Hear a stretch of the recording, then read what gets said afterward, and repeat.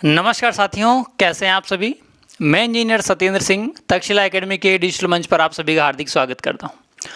तो आज हम देखने वाले हैं राजस्थान की कला और संस्कृति के बारे में। तो कला और संस्कृति में जहां से सबसे ज़्यादा आपको क्वेश्चंस देखने को मिलते हैं वो टॉपिक है आपका चित्रकला, हस्तकला और कई सारे ऐसे टॉपिक हैं जिनसे हमें एक नए क्वेश्चन देखने को मिलता है। तो आज उस श्रेणी में मैं आपके सामने एक टॉपिक है चित्रकला का, उसको डिस्क्राइब करने वाला हूं। इसके साथ साथ में बाद में हम क्या करेंगे कि आज की ये पार्ट 1 कंप्लीट हो जाता है, जिसमें आपको मेवाड़ स्कूल के बारे में, इसके अंतर्गत आपको उदयपुर शैली, नाथद्वारा शैली, चावंड शैली और देवगढ़ शैली, इन 4 की मैं चर्चा करूंगा भाग फर्स्ट में। इसके बाद में हम बात करेंगे मारवाड़ की। मारवाड़ के अंदर जैसलमेर, बीकानेर, जोधपुर, किशनगढ़, अजमेर की बात करेंगे। इसके बाद में हम बात करेंगे ढूंढाड़ की। ढूंढाड़ में आपको पता ही है आमेर है, जयपुर है, करौली है, ये सारा क्षेत्र जो है इसमें एक स्पेशल जगह आपको देखने को मिली उनियारा शैली वाली। इसके बाद में लास्ट में चले जाएंगे हम हाड़ौती में। हाड़ौती में कोटा, बूंदी और झालावाड़ के बारे में बात करेंगे।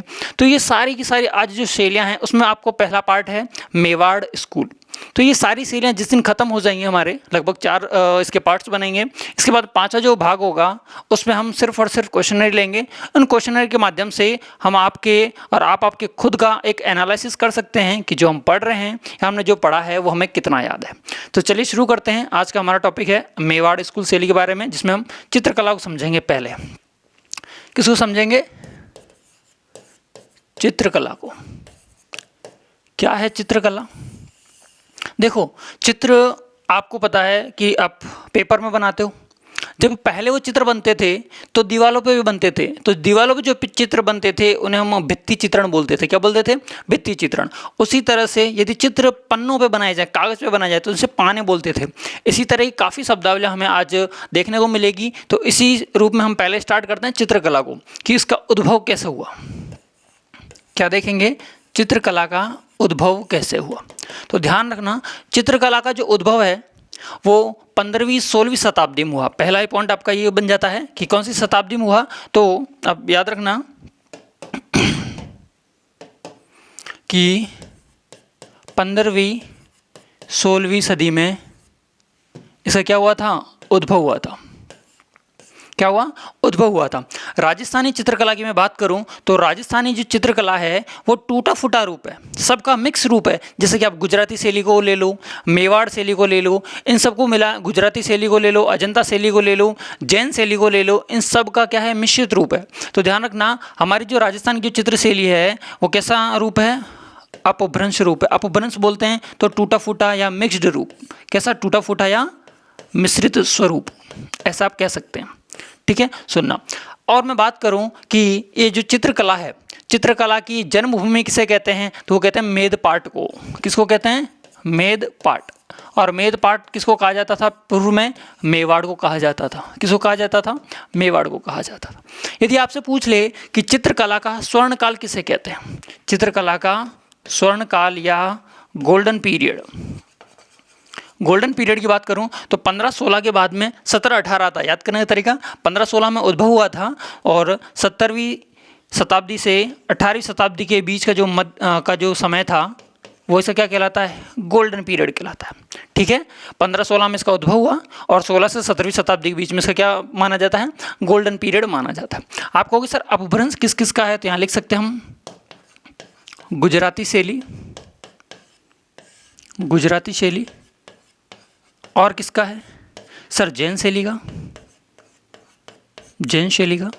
और आप कहोगे तो किसका है? अजंता शैली का, जो महाराष्ट्र की है, अजंता एलोरा गुफाएं, इस तरह से अजंता शैली का। और इसको हम क्या नाम दे सकते हैं? ध्यान रखना, राजस्थान की जो चित्रकला है उसे हम पश्चिम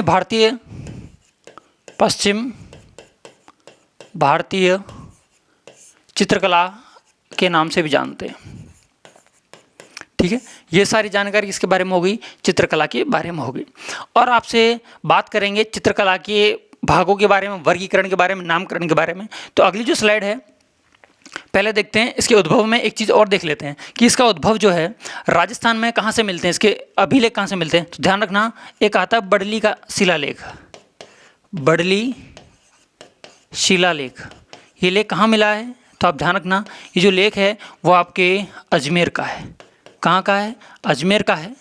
और सुनना, ये जो बडलिगंज शिलालेख है जिसमें राजस्थानी चित्रकला के बारे में हमें जानकारी मिलती है, वो एक बार पूछा गया है किस लिपि में था, तो ध्यान रखना ब्राह्मी लिपि में था। कौन सी लिपि में था? ये ब्राह्मी लिपि में था। पहला क्वेश्चन आपका यही हो जाता है। कौन सी लिपि में? ब्राह्मी लिपि में। बडलिगंज शिलालेख है कहाँ पर? अजमेर में। उद्भव 15 से 16वीं शताब्दी के मध्य में इसका उद्भव माना जाता है। यहाँ तक की बातें क्लियर हो चुकी हैं, तो चलते हैं इसके नामकरण की ओर। जो चित्रकला का नामकरण है, नामकरण जो है वो किस किस रूप में किस किसने दिया है, तो ध्यान रखना। पहले हम बात करेंगे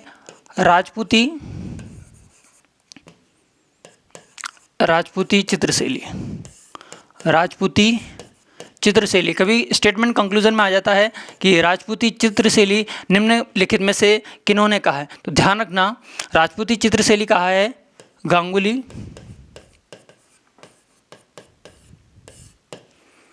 गांगुली और हैवेल ने।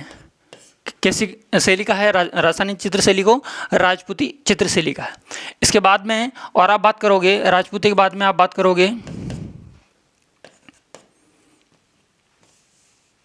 राजपूती। एक नाम और याद रखना इससे पहले आप, कि राजस्थानी चित्रकला को, राजस्थानी जो चित्रकला है इसको प्रकाश में लाने का कार्य किसने किया था? प्रकाश में लाने का कार्य बात करूं, यदि देवगढ़ की बात करेंगे तो श्रीधर अंधारे का नाम आएगा, लेकिन कह दो इस चित्रकला का वैज्ञानिक वर्गीकरण, ये कहना ज़्यादा ठीक रहेगा। एग्जाम में इसी तरह से पूछा गया है कि इसका वैज्ञानिक वर्गीकरण किसने किया? तो वैज्ञानिक वर्गीकरण जो क्या था, आनंद कुमार स्वामी ने किया। किसने किया? आनंद कुमार स्वामी।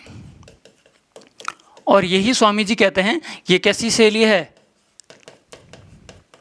राजपूती। आनंद कुमार स्वामी, ठीक है। अब सुनना, वैज्ञानिक वर्गीकरण किसने किया? आनंद कुमार स्वामी ने किया था। और आप पूछोगे कि सर इन्होंने किया था तो कहाँ किया था, तो ध्यान रखना इन्होंने जो किया था वो इनकी एक पुस्तक थी, एक बुक थी जो कि 1916 में इन्होंने लिखी।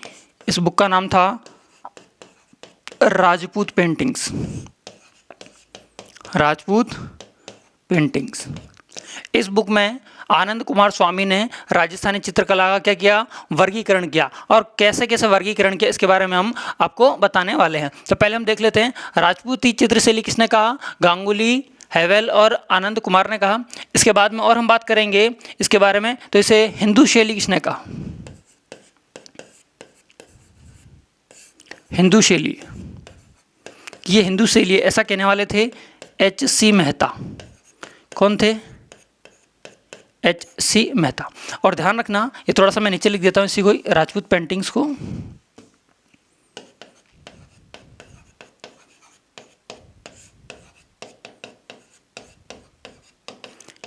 H.C. मेहता, ठीक है। एक और आएंगे जो कहेंगे ये राजपूत कला है, शैली नहीं है, ये राजपूत क्या है? कला है।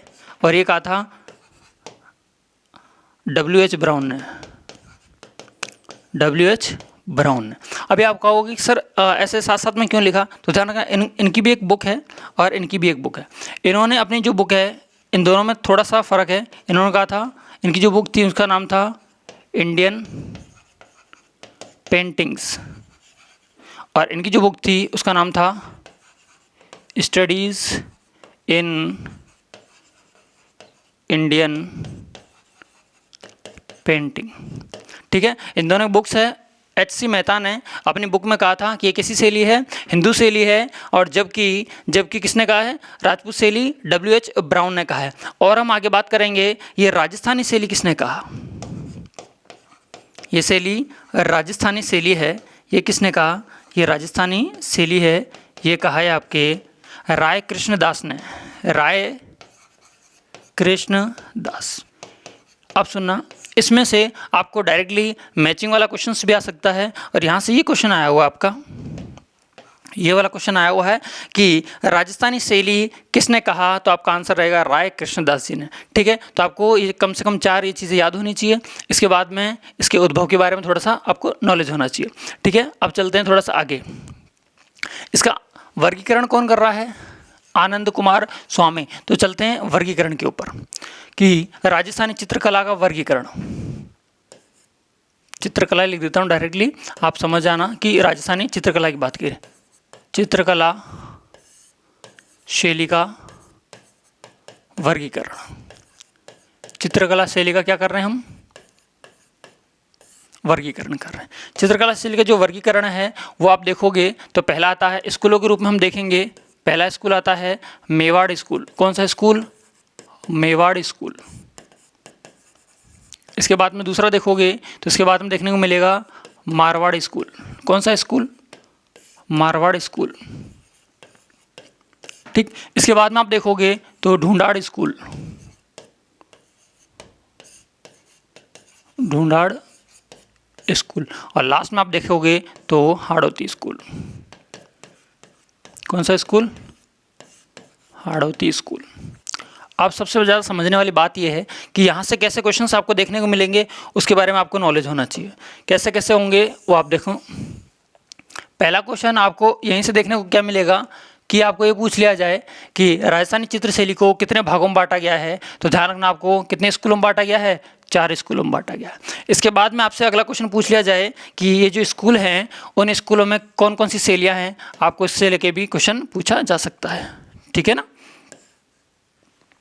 तो हम इसके अंतर्गत देखेंगे कि इसके अंतर्गत बड़े बड़े मोटे मोटे तौर पर कौन सी शैलियाँ हैं। तो सुनना, पहला मेवाड़ स्कूल के अंतर्गत आप जो पहली शैली देखोगे उस शैली का नाम है उदयपुर शैली। मेवाड़ के अंदर पहली क्या है? उदयपुर शैली। उदयपुर के बाद में देखोगे तो नाथ द्वारा शैली। कौन सी शैली? नाथ द्वारा शैली। इसके बाद में आप देखोगे तो चावंड शैली। कौन सी शैली? चावंड शैली। और लास्ट में आप देखोगे तो आ जाएगी आपके देवगढ़ शैली। कौन सी शैली? देवगढ़ शैली। इसके बाद उप शैलियाँ बहुत सारी हैं, लेकिन हमें 4 के बारे में काफ़ी अच्छे से चर्चा करनी पड़ेगी। इसके बाद मारवाड़ की हम बात करें तो मारवाड़ में आप देखोगे तो मारवाड़ में पहली शैली आपको देखने को मिलेगी जोधपुर शैली। इसके बाद में आपको देखने को मिलेगी बीकानेर शैली।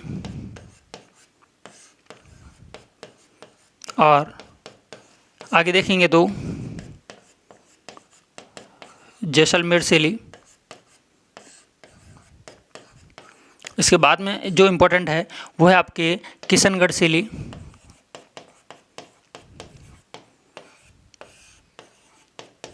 ये मारवाड़ की, ध्यान रखना, डायरेक्टली क्वेश्चन ये भी पूछा जा सकता है कि किशनगढ़ शैली किस स्कूल का उदाहरण है। तो आपको याद होना चाहिए कि मारवाड़ का है। किशनगढ़ कहाँ का एक जिला है, जिला नहीं स्थान है। तो आप ध्यान रखना अजमेर का। तो अजमेर शैली भी किसके अंतर्गत जाएगी? इसी के। अजमेर के पास में एक और है नागौर, जिसे हम कुबड़ पट्टी के नाम से जानते हैं। तो नागौर शैली भी किसके अंतर्गत आएगी? मारवाड़ स्कूल के अंतर्गत आएगी। इसके बाद में और काफ़ी सारी शैलियाँ हैं। तो अब हम बात करेंगे किसके बारे में? अब हम बात करने वाले हैं ढूंढाड़ स्कूल के बारे में। ढूंढाड़ में ऐसे याद रखना, सबसे पहले जो राजधानी थी वैसे तो रामगढ़ थी। रामगढ़ के बाद में दौसा, दौसा के बाद में आमेर। तो आमेर राजधानी। आमेर के बाद में जयपुर की जयपुर की जो राजधानी थी वो खुद जयपुर बनी। तो आमेर शैली को देखेंगे, जयपुर शैली को देखेंगे। ठीक है, थोड़ा सा नीचे जाएंगे तो आपको शेखावटी शैली की बात करेंगे। इसके बाद में शेखावटी को आगे से पार करते हुए जाएंगे तो आपको अलवर। ये सारा देखो ज्योग्राफिकल पॉइंट ऑफ व्यू से आप देखोगे तो जयपुर आमेर के पास में शेखावटी है, फिर आपके अलवर है, फिर आप देखोगे तो करौली है। तो कम से कम एटलीस्ट आपको ये चार्ट याद रहना चाहिए कि ढूंढाड़ में कौन कौन सी है, मारवाड़ में कौन कौन सी है, मेवाड़ में कौन कौन सी। इसके बाद में हाड़ौती की बात करें तो हाड़ौती चित्र शैली के अंतर्गत क्या क्या देखने को मिलता है आपको, तो हाड़ौती में देखते हैं।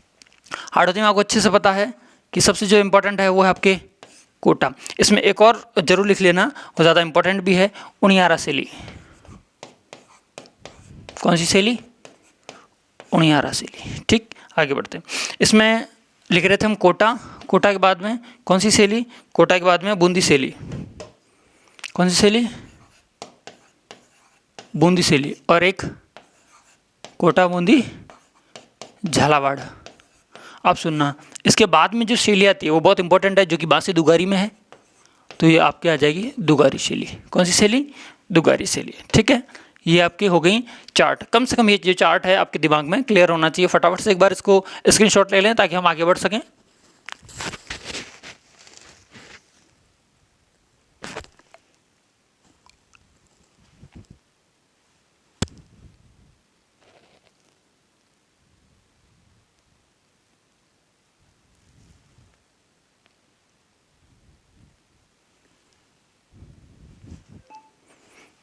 ठीक है, आगे चलते हैं।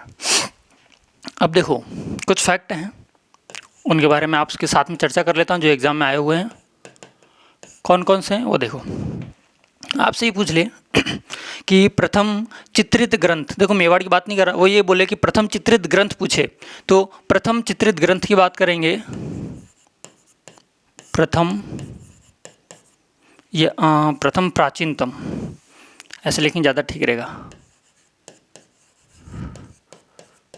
राजस्थान के संदर्भ में बात कर रहा हूँ मैं। प्राचीनतम, प्रथम चित्रित ग्रंथ, तो इसमें आपके दो ग्रंथ देखने को मिलते हैं जो कि 1060 ईसा पूर्व के हैं।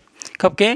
सॉरी, ईसा के हैं, ईस्वी के हैं। ठीक है, 1060 के हैं। दो कौन कौन से हैं तो वो देखना आप। दो में एक मिलेगा आपको ओद निरुक्ति वृत्ति। ठीक है, एक मिलेगा आपको 10 वैकालिका सूत्रचूर्णी, सूत्रचूर्णी।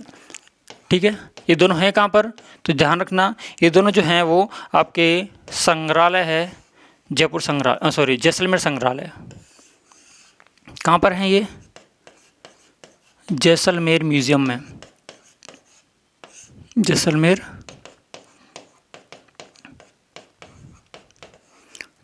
संग्रहालय में रखे हुए हैं। तो आपसे पूछ ले कि प्रथम प्राचीनतम चित्रित ग्रंथ कौन सा है, तो आपको बताना है ओद निरुक्ति वृत्ति और 10 वैकालिका सूत्रचूर्णी। इससे एक सिमिलर बात और मैं बताऊं आपको कि यदि आपसे एक सिमिलर बात ये पूछ ले कि मेवाड़ शैली का प्राचीनतम ताम्रपत्र पर चित्रित ग्रंथ कौन सा है, चित्रित ग्रंथ कौन सा है, तब आपका आंसर क्या रहेगा? तब आपका आंसर रहेगा कि 1260 ईस्वी में जो बना एक ग्रंथ लिखा गया था, श्रावक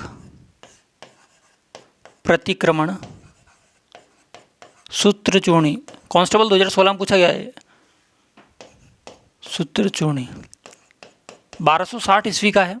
तब ये मेवाड़ का है। कहाँ का? मेवाड़ का है। और इसके जो महाराणा थे वो महाराणा किसके समय का है? ये महाराणा तेज सिंह के समय का है, तेज सिंह के समय का है। इस ग्रंथ की रचना किसने की थी? इस ग्रंथ की जो रचनाकार है वो हैं आपके कमलचंद। कौन थे? कमलचंद। तो आप ऐसे भी याद रख सकते हो, तेज कमल, है ना। तेज सिंह, महाराणा तेज सिंह थे उस टाइम जब इसकी ग्रंथ की रचना की थी 1260 में। और कमलचंद कौन था? इसका चित्रकार था या रचनाकार था। क्लियर बात है। आप सुनना, ये पहला ग्रंथ था मेवाड़ में। अब मेवाड़ का दूसरा पूछा जाए तो क्या लिखोगे? तो दूसरा पूछा जाए तो आपको लिखना है 1422-23 का, 1422-23 का एक ग्रंथ है। इस ग्रंथ का क्या नाम है? सुपार्श्वनाथ। वैसे तो इसका नाम था सुपार्श्वनाथ, है ना। क्या था? सुपार्श्वनाथ। उसको अपभ्रंश में क्या बोलते हैं? सुपार्श्वनाथ। तो पार्श्वनाथ आ जाए तो भी आपको गलत नहीं करना है। सुपार्श्वनाथचर्यम, सुपार्श्वनाथचर्यम कब का है? 1422-23 का है। अब इस समय जो आपके महाराणा थे, महाराणा मोकल, महाराणा कौन थे इस टाइम? महाराणा थे महाराणा मोकल। और इसके रचनाकार या चित्रकार कौन थे? हीराचंद, हीरानंद लिख दो, हीराचंद या हीरानंद। ठीक है, तो आपको पता चल गया इसमें और इसमें डिफरेंस क्या है। ओवरऑल मेवाड़ की बात नहीं करें तो ये दो आंसर रहेंगे, बाकी मेवाड़ की बात करेगा तो ये दो आंसर रहेंगे। तो यहाँ तक की बातें क्लियर हो गई हैं। तो आप एक बार इस सेशन को लाइक कर दें फटाफट से, ताकि हम आगे बढ़ सकें। एक बार इसका स्क्रीनशॉट ले लें, आगे बढ़ेंगे फिर हम।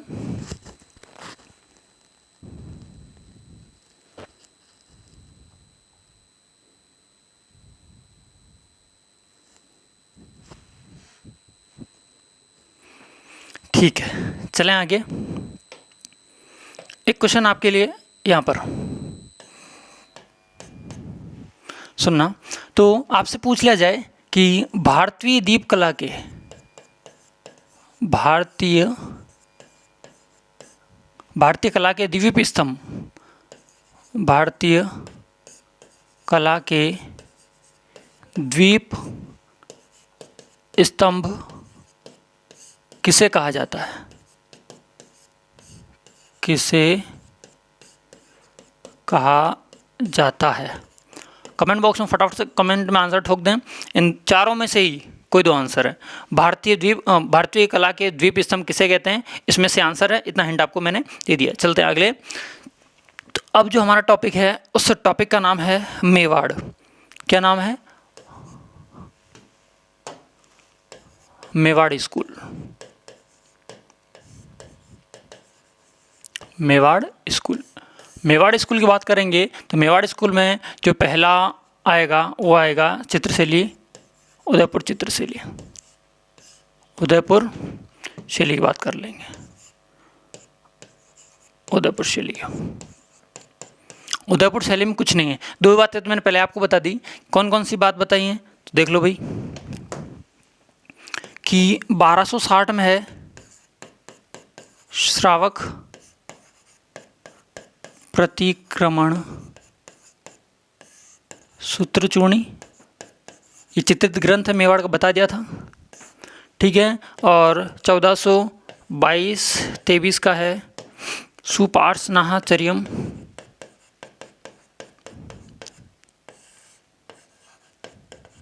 ठीक है। ये दोनों कब कब बने हैं मैंने आपको पीछे बता दिया। 1260 में 1422 में ये राणा तेज सिंह के समय, ये राणा मोकल के समय, कमलचंद और हीरानंद। ये बातें वापस मैं लिखने वाला नहीं हूँ। ये मेवाड़ शैली की बात करूँ या उदयपुर शैली की बात करूँ तो इसका जो उत्थान काल है, उत्थान काल या राजस्थानी चित्रकला का स्वर्ण काल, तो आपके एक ही नाम आएगा, वो आएगा महाराणा कुंभा का। किसका आएगा? महाराणा कुंभा का। ठीक है। आगे बात करते हैं। उदयपुर चित्रशैली में आप देखोगे तो उदयपुर जो चित्रशैली है, उदयपुर चित्रशैली ये राजस्थानी मूल शैली है। राजस्थान की कैसी शैली है? मूल शैली है। क्योंकि यहीं से किसका उद्भव माना जाता है? राजस्थानी चित्रकला का उद्भव मेदपाट या मेवाड़ से माना जाता है, इसलिए इसको राजस्थान की मूल शैली के नाम से जानते हैं। और आपसे बात कहें कि यदि मेवाड़ से उदयपुर शैली का गोल्डन पीरियड, ये सबका याद रखना आप, मैं इसीलिए इंग्लिश में लिख रहा हूँ ताकि आपको याद रहे। गोल्डन पीरियड या स्वर्णकाल तो आपका आएगा महाराणा जगत सिंह। महाराणा जगत सिंह प्रथम का काल। महाराणा जगत सिंह प्रथम का काल क्वेश्चन पूछा गया है। महाराणा जगत सिंह प्रथम का काल क्या कहलाता है? उदयपुर शैली का स्वर्ण काल कहलाता है। इसके बाद बात करें इस पर मुगल शैली का इफेक्ट कब आया था? मुगल शैली का प्रभाव, मुगल शैली का प्रभाव आया था महाराणा प्रताप के समय। महाराणा प्रताप के समय। महाराणा प्रताप ऑप्शन में नहीं मिले तो आपको जगत सिंह फर्स्ट पे जाना है। ठीक है ना। महाराणा प्रताप ऑप्शन में नहीं मिलेगा तो कहाँ जाना है आपको? जगत सिंह प्रथम के काल में आपको जाना है। और यहीं पर इसी मुगली शैली में लिखा गया प्रथम ग्रंथ जो था वो था ढोला मारू। कौन सा था? ढोला मारू। मुगली शैली में लिखा गया प्रथम चित्रित ग्रंथ या ग्रंथ है ढोला मारू है। ये कब का है? 1592 1592 ईस्वी का है। ठीक है। ये इतनी सी बात आपको फटाफट से याद हो भी जानी चाहिए कि उत्थान काल किसका है? कुंभा का काल है। और यहाँ पर कौन कौन से चित्र ग्रंथ चित्रित हुए हैं तो इसमें प्रमुख ग्रंथों में आपने देख लिया है तो दो तो आपको ये दिख गए। कौन सा? श्रावक प्रतिक्रमण सूत्रचूर्णी, एक है सुपार्श्वनाथचर्यम, एक है आपके दो हो गए, एक ये। ठीक है। इसके बाद में एक लिखना चोर पंचशिखा। चोर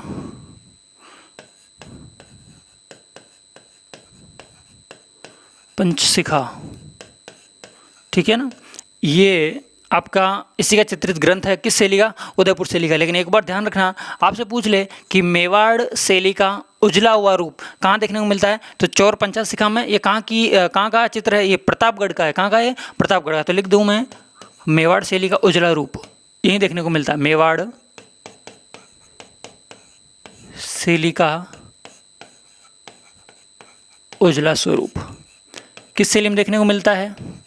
मेवाड़ शैली में। और किस ग्रंथ में? चोर पंचशिखा ग्रंथ में। और एक ग्रंथ है कहाँ का है? ये आपके प्रतापगढ़ का ग्रंथ है। ठीक है। और आगे हम बात कर रहे हैं, अब हम बात करेंगे आगे यहाँ के चित्रकारों की, प्रमुख चित्रकार, यहाँ से क्वेश्चंस बैठते हैं, ठीक है ना। प्रमुख चित्रकार की बात करेंगे।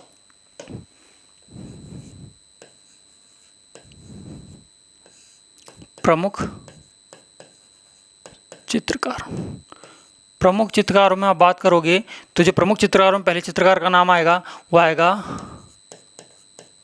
मनोहर नासिरुद्दीन नूरुद्दीन। इसके बाद में आपको देखना पड़ेगा शिवबख्श, ठीक है, जीवाराम, भेरूराम। इस तरह के जो आपके चित्रकार हैं वो किस शैली में आपको देखने को मिलेंगे, ये आपको देखने को मिलेंगे आपके मेवाड़ स्कूल में, ठीक है। एक और नाम लिख सकते हो आप, मनोहर, मनोहर लिख दिया ना, ठीक है, ओके। जीवाराम, मनोहर, शिवबख्श, कृपाराम भी लिख सकते हो, दोनों राम इधर ही आ जाएंगे, कृपाराम, ठीक है। ये बात आपके चित्रकारों को लेकर होगी। अब सुनना, जो मनोहर का जो चित्र है वो कौन सा चित्र है, साहिबुद्दीन का कौन सा चित्र है, तो ये आपको ध्यान होने चाहिए। वैसे नहीं भी ध्यान है तो कोई बड़ी बात नहीं है, तो आप इतना सा ध्यान रख लेना। नूरुद्दीन का जो चित्र है वो राणा राज सिंह के समय, किसके समय, राज सिंह के समय एक इन्होंने एक चित्रण किया था, जिस चित्र का नाम था पंचतंत्र। कौन था, पंचतंत्र। पंचतंत्र के लेखक कौन थे, तो वो थे विष्णु शर्मा। कौन थे, विष्णु शर्मा। और पंचतंत्र को के दो कलाकार बहुत सी बार पूछे जाते हैं, कलीला दमना, पात्र कलीला दमना, ये किसके पात्र हैं, पंचतंत्र के पात्र हैं। ध्यान रखना, इस पंचतंत्र का फारसी में अनुवाद, फारसी में क्या किया गया है, अनुवाद किया है। फारसी में अनुवाद क्या क्या है, अनवार ए सुहेली या अनवार ए सहेली, ठीक है ना। मुल्ला वाइज कासिकी ने किया है, आपको याद नहीं रहे कोई दिक्कत नहीं, आप याद रख लेना अनवार ए सुहेली। और एक याद रख लेना, ये किसने किया है, मुल्ला वाजिब काशिकी ने, ठीक है। किसके नाम से, अनवार ए सुहेली। और किसके नाम से इसका देखने को मिलेगा, आयर ए दानिश या अयार ए दानिश, अयार ए दानिश। ये किसने किया था, ये अबुल फजल ने किया था, अबुल फजल। आपको इतना याद नहीं रहे इसका तो आप इतना से याद रख लेना, इतना याद नहीं रहे तो डायरेक्टली काशिकी। अनवार सुहेली का फारसी में अनुवाद किसका, ये पंचतंत्र का है, किस में अनुवाद है, फारसी में। किसने किया है, काशिकी ने किया है, नाम है इसका अनवार सुहेली। और अयार ए दानिश ये किसने किया है, अबुल फजल ने किया है। यहाँ तक की बात क्लियर होगी, तो कम से कम आपको ये सारी चीज़ें आपको याद होनी चाहिए। इसके बाद में और हम देखेंगे, पहले एक बार इन चित्रकारों के बारे में फटाफट से स्क्रीनशॉट ले लें, इनके नाम बहुत इंपॉर्टेंट है। ये चित्रकार पूछे जाते हैं कि मनोहर, नासिरुद्दीन, शिवबख्श, कृपाराम, जीवाराम, ये किस चित्र शैली के चित्रकार हैं, तो आपका आंसर हो जाएगा मेवाड़ की। और मेवाड़ में भी आंसर क्या आ जाएगा, उदयपुर शैली के। कौन सी शैली के, उदयपुर शैली के, ठीक है। राणा राज सिंह के समय क्या क्या हुआ था, पंचतंत्र वाला ज़्यादा इंपॉर्टेंट है, थोड़ा सा वो मैंने आपको लिखवा दिया है। और आगे हम बात करेंगे राज सिंह के समय, अच्छा सॉरी राज सिंह के समय नहीं, ये संग्राम सिंह के समय था, संग्राम सिंह। ये संग्राम सिंह कौन है, अभी ये बीएसटीसी में क्वेश्चन पूछा गया था कि जो संग्राम सिंह द्वितीय हैं, इन्होंने सहेलियों की बाड़ी का निर्माण करवाया था। किसका, सहेलियों की बाड़ी। और जो जिसकी राज सिंह की जो मैं बात कर रहा हूँ, राज सिंह की, राणा राज सिंह के समय एक ग्रंथ लिखा गया था जो काफ़ी इंपॉर्टेंट है, सुकर क्षेत्र महात्म्य, सुकर क्षेत्र महात्म्य। ये याद रख लेना कि किसके समय का है, राणा राज सिंह के समय का है। और किस शैली से संबंध रखता है, उदयपुर चित्र शैली से संबंध रखता है। तो इतनी सारी बातें आपको याद होनी चाहिए उदयपुर के बारे में। इसके बारे में आप दो छोटे छोटे फैक्ट याद रहें तो ठीक है, नहीं भी रहेगा तो भी चलेगा। यहाँ पर कैसे कलर की प्रधानता है, आपसे पूछ ले कि उदयपुर शैली में किस कलर की प्रधानता है, तो ध्यान रखना लाल पीला कलर, लाल पीला कलर। किस प्रकार के वृक्षों की प्रधानता है या किस प्रकार के वृक्ष महत्वपूर्ण हैं? तो ध्यान रखना कदम्ब के वृक्ष। किसके वृक्ष? कदम्ब के वृक्ष। रंग पूछे तो लाल पीला। ठीक है, कदम्ब के वृक्ष, लाल पीला रंग। और पक्षी पूछे तो हाथी और चकोर। हाथी और चकोर, ये पशु पक्षी के बारे में पूछे तो। ठीक है, एक क्वेश्चन जो हर बार पूछा जाता है यहीं पे लिख देता हूँ कि उदयपुर शैली में किस तरह की आंखें, कभी कभार मैच कराने की बोलता है, तो ध्यान रखना मीनाकृत सी आंखें, मछली जैसी मीनाकृत सी आंखें किस शैली में देखने को मिलती हैं? तो ये आपके उदयपुर शैली में आपको देखने को मिलेगी। ये किसकी है? मीनाकृत सी आंखें उदयपुर शैली की हैं। ये सारी बातें इंपॉर्टेंट हैं। इसके बाद में एक चीज़ और याद रख लो, इसका गोल्डन पीरियड में बता दिया, बिल्कुल ठीक है, ओके। आपके जगत सिंह प्रथम के बारे में मैंने बता दिया। ठीक है, आगे बढ़ते हैं। उदयपुर शैली का हो गया है, तो फटाफट से उदयपुर शैली आपके यहाँ पे इन 2 स्लाइड में कंप्लीट होती है। इसका फटाफट स्क्रीनशॉट ले लो ताकि आगे हम बढ़ें।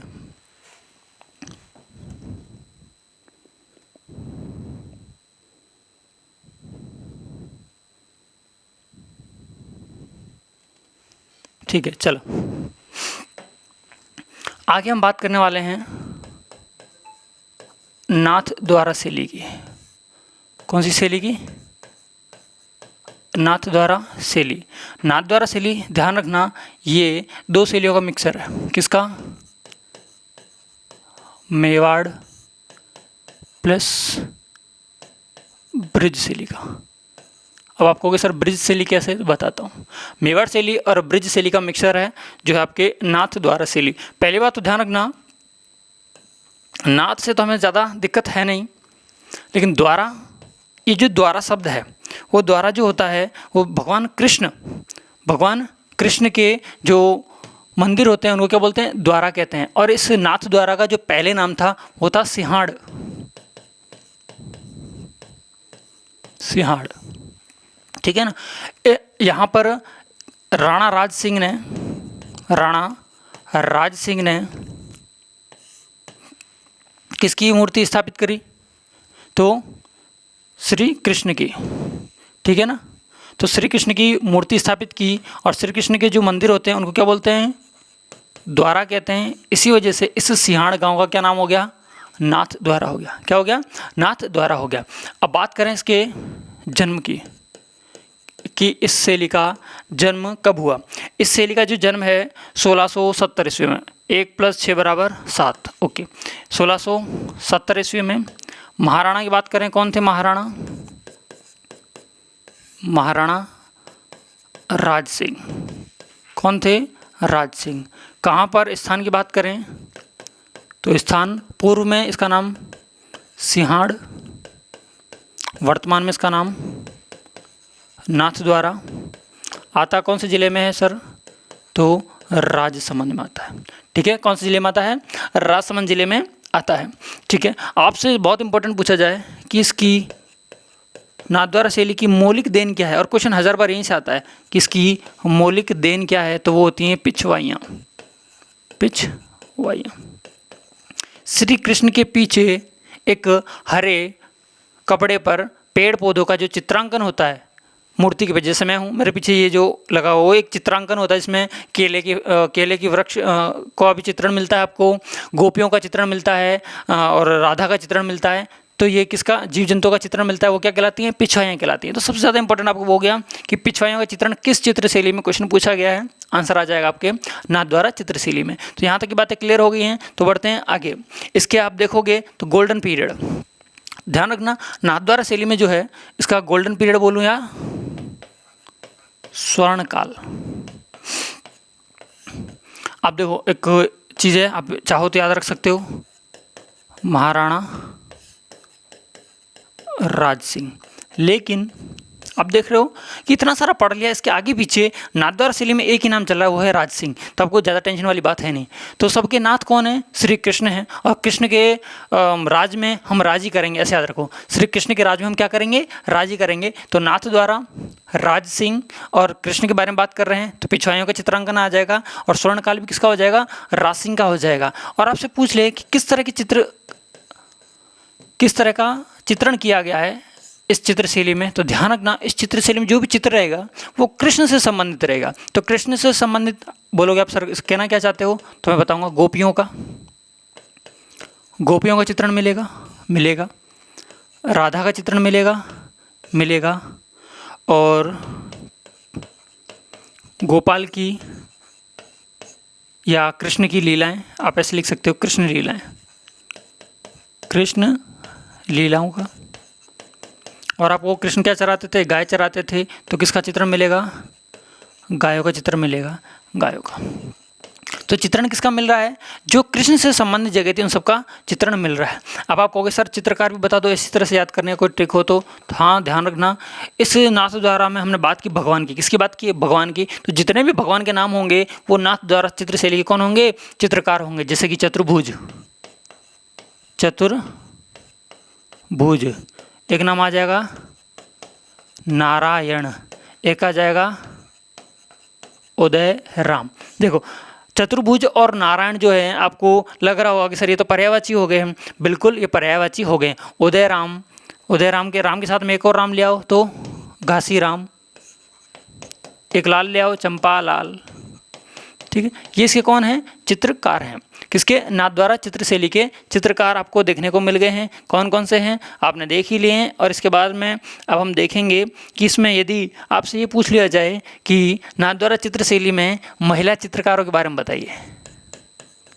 पुरुष चित्रकार तो सबको पता है, लेकिन महिला चित्रकार के बारे में बात करें तो महिला चित्रकार के बारे में दो आपको नाम देखने को मिलते हैं। एक का नाम है कमला और एक का नाम है इलायची। कमला और इलायची नाम की दो महिला चित्रकार किस चित्रशैली से संबंध रखती हैं, तो आपका आंसर आ जाएगा नाथ द्वारा चित्रशैली से संबंध रखती हैं। तो ये हो गया आपकी नाथ द्वारा चित्रशैली। फटाफट से इसका स्क्रीनशॉट ले लीजिए ताकि हम आगे बढ़ेंगे अगली शैली की ओर।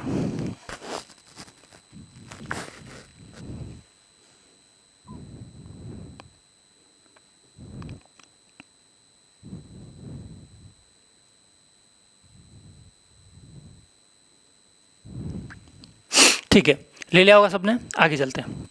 अब देखो इसमें दो छोटे छोटे पॉइंट आपको याद रहे तो ठीक है कि नाथ द्वारा चित्रशैली में किसका चित्रण, केले का चित्रण। कौन सा कलर, देखो लाल पीला वहाँ था तो पीला हरा यहाँ पे आ जाएगा, पीला हरा रंग। पक्षी पूछे तो मोर का चित्रण आपको देखने को मिलता है। ठीक है, आगे बढ़ते हैं अगले। ये जो दो इम्पोर्टेंट थी, इसके बाद में आप ये जो मैं बता रहा हूँ आपको याद रह जाएंगे, वैसे तो छोटी छोटी हैं। एक का नाम है चावंड चित्रशैली। कौन सी चित्रशैली, चावंड।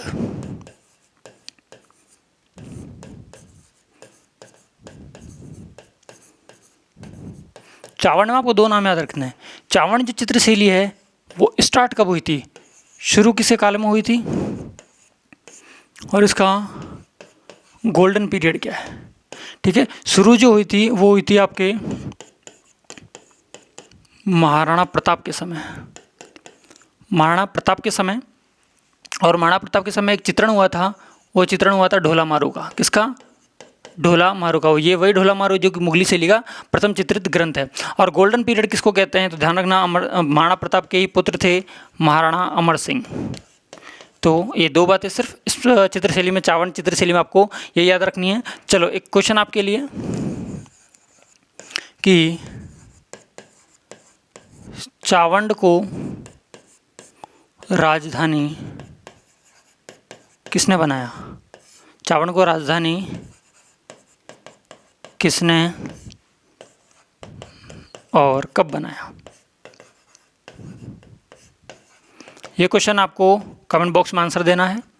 ठीक है, ये वाला अलग है। तो चावंड चित्रशैली के बारे में ये बातें कंफर्म हो गई, फटाफट से इसको देख लें ताकि आगे बढ़ेंगे हम।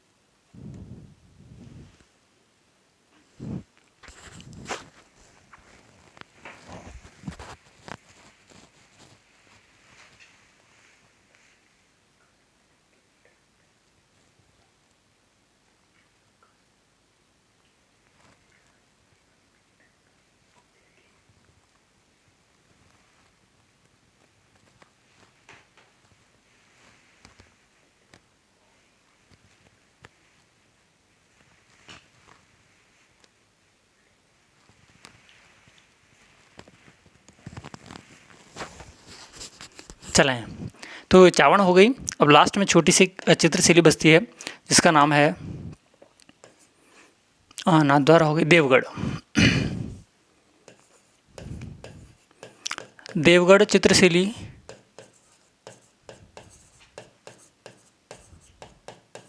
देवगढ़ चित्रशैली। ध्यान रखना देवगढ़ जो चित्रशैली है वो किसका मिश्रण है, तो ध्यान रखना मेवाड़ शैली और मारवाड़ शैली, इसके साथ साथ में जयपुर शैली का जो मिश्रण है वो है आपके देवगढ़ चित्रशैली। इस ठिकाने के संस्थापक थे जिनका नाम था द्वारकादास चुंडावत। 1690 के समथिंग में द्वारकादास चुंडावत ने इस ठिकाने क्या की थी, स्थापना की थी द्वारकादास चुंडावत ने। और इसी के समय क्या हुआ था, इन्होंने इस चित्रशैली का विकास किया था।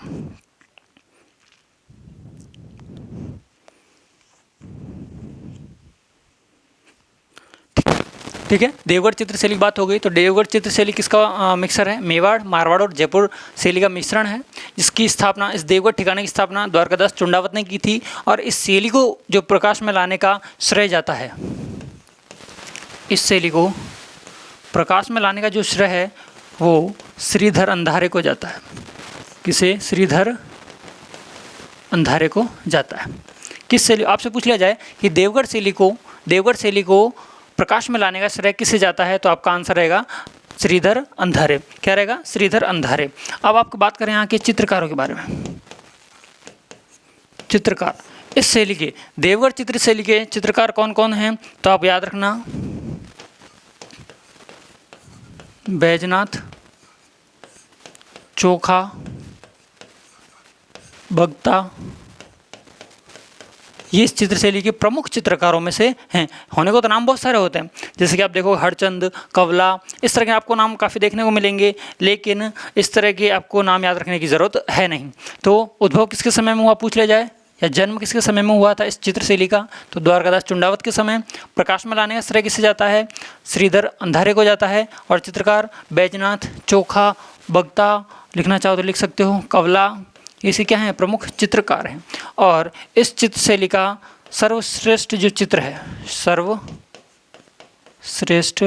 चित्र वो है अजारा की हवेली। ये पूछा गया क्वेश्चन है, अजारा की हवेली। और इसमें और किसका चित्रण मिला है, ये तो बेस्ट है। ये तो कैसा चित्र है, सर्वश्रेष्ठ चित्र है। लेकिन और चित्रण पूछा जाए तो आपसे और चित्रों में देखोगे तो मोती महल भी देखने को मिलेगा। कौन सा महल, मोती महल। ठीक है, ये सारी बात होगी चित्रशैली के बारे में। अब एक क्वेश्चन है जिसके बारे में चर्चा आपसे करना चाहता हूँ। एक और क्वेश्चन पूछा था कि तस्वीरारो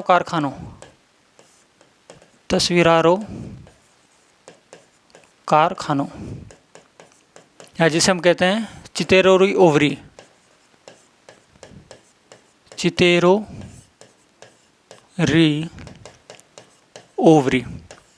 ये क्या थी, ध्यान रखना ये एक चित्रकला के लिए विद्यालय था, चित्रकला विद्यालय था।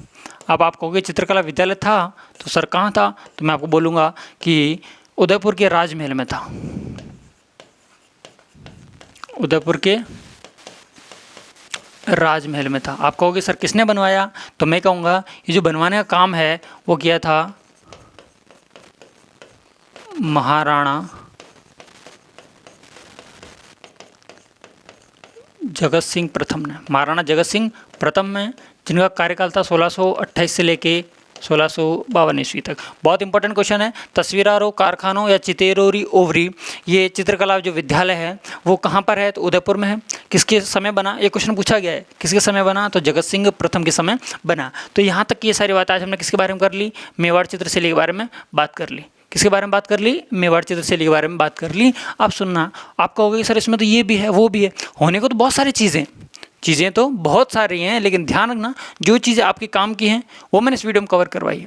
ठीक है, तो ये सारी चीज़ें एटलीस्ट ये तो याद होनी चाहिए। इसके बाद में आप चाहो तो लास्ट में जब हम पार्ट रखेंगे, पार्ट 5, इस पार्ट में हम क्या लेके आएंगे, ओनली 4 क्वेश्चंस लेके आएंगे। इसमें आपको पता चल जाएगा, और वो क्वेश्चंस ऐसे नहीं होंगे हर कहीं से उठा के ले आए। वो क्वेश्चन वो वाले रखेंगे जो एग्जाम में पहले पूछे गए हैं। तो वो क्वेश्चंस के माध्यम से आपको पता चल जाएगा कि जो हमने पढ़ा है वो कहीं वेस्ट तो नहीं है, तो आपको सारी चीज़ें पता चल जाएगी। तो चित्रकला का ये भाग प्रथम था जिसमें हमने उदयपुर चित्रकला की मेवाड़ स्कूल की उदयपुर चित्रकला, नाथद्वारा, मेवाड़ और इसके बाद में देवगढ़ और चावड़ को हमने पढ़ लिया। अब कल जो क्लास रहेगी उसमें मारवाड़ को देखेंगे जिसमें जोधपुर, बीकानेर, जैसलमेर, किशनगढ़, अजमेर के बारे में बात करेंगे। तो यहाँ तक की क्लास कैसी रही है आप कमेंट के माध्यम से ज़रूर बताएं। आपको ये क्लास अच्छी लगी है तो दोस्तों के साथ में शेयर करें, सेशन को लाइक करें और चैनल को सब्सक्राइब करना ना भूलें। आज के लिए इतना ही, फिर मिलता हूँ नए वीडियो के साथ में। जय हिंद, जय भारत।